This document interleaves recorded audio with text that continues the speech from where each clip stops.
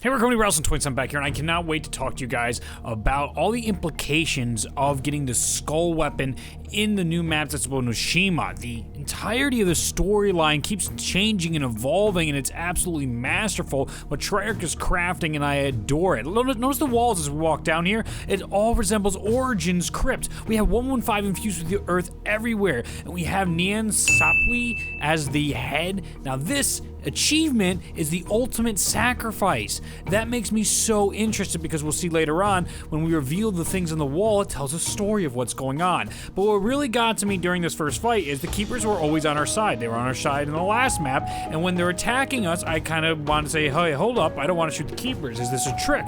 So I tried walking around here as long as possible without killing them. But look at them. They don't look quite right. They look almost like the corrupted versions from the MPD in Ringblom. So that's something I noticed and said, all right, well, I guess we're not going anywhere. I'm gonna have to kill them, and that ends up charging the head of the keeper. Now, what takes it a step further is with these images that were presented, we actually get a story told to us from the statues, and I absolutely love it, or rather the markings on the wall. And it's so interesting. So from left to right, if you take the skull after you get the weapon and you kill all the keepers inside this area and you succeed, you can use one of two functions. One is darkness and light, and one reveals stuff which will freeze zombies in place, and the darkness one kills zombies, so when you see them, it'll cause them to obliterate. So, one of the first things on the wall that will be revealed, if you go from, again, left to right, as soon as you enter, you will see a keeper, and you'll see almost like a target around its head, and a bunch of people bowing down. Reminds me of Primus back in the day, all the people praising and bowing them down. We see the Vrilya almost keepers of Vrilya, by the way, let me interject with that real quick, but we can see the keepers being praised as almost godlike beings. We even have a callback to the Ringblom fire circles. It almost looks like those are around the keeper, those little spikes. And then on the outside, we have another one of those mystical circles that reminds us from, again, Ringblom with the keeper step where he was in the urn, where you had to get the void bow. You actually would fill in all those keeper symbols of the keeper language. It looks just like that without the symbols filled in for the first guy. So nothing too crazy there. We also have keeper symbols on the outside, possibly relating to the Easter egg in some shape, way, or form. So then we take it a step further. Now we go across the wall and we see an island. And those tentacles, to me, represent the apothecans, or the apothecons, however you like to pronounce it.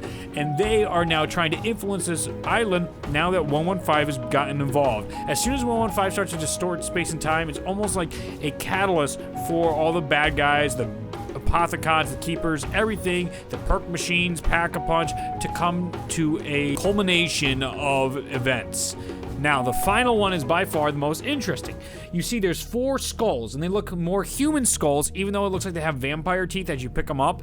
It looks like 4 human skulls are being divided among the power to unlock this keeper's power. The keeper itself seems to sacrifice its head so that it can keep the apothecans at bay. You can see the tentacles trying to reach for it, and the keeper itself defending itself, which I think, and stopping the corruption, which might not even work. And that's probably why we face corrupt keepers. So this is what fascinates me about this map, is there will be more to it, but this is like the first steps of our Easter egg to see that we had a keeper give its life, and we're wielding its head as power now, as a weapon of power. And he gave his life to try and defend what's going on at these islands, these secrets, this burial chamber, which again resembles Origins with all the writing on the wall, and on the MPD itself, updated with those symbols. It's fascinating to me to see where this is going with the storyline. And the ultimate sacrifice really makes me wonder why the Keeper was sacrificing these things. We have a quote from Richtofen telling us in the map that wielding all these powers is going to catch up with them. They're going to have to pay a massive price for tampering, and we are going to see that most likely with their deaths in the next DLC or the final DLC. So that's something to keep in mind. So I hope you guys did enjoy this storyline driven video. These are just my initial thoughts as we continue to unlock all the Easter egg steps and all the new storyline implications. I heard there's Gersh ciphers out there and so much more to cover, but I want to get you a little bit of storyline before I continue to branch out and find more and more stuff, tutorials and all that's going to be coming throughout the day. So thank you so much for watching. Please leave a rating if you did enjoy the video. Tell me what your interpretation is of the Keepers right now. What's going on with them? and make sure to subscribe for all your Zetsubou No Shima content. I hope you have a wonderful day, and I'll see you in the next video. Bye. Hey, we're Company Rouse and Toysman back here, and I'm going to show you how to fight the spider boss, defeat them, and get free Widow's Wine for the... Hey, we're Company Rouse and Toysman back here, and I want to show you how to create the new wonder weapon, the KT... That is the coolest experience ever.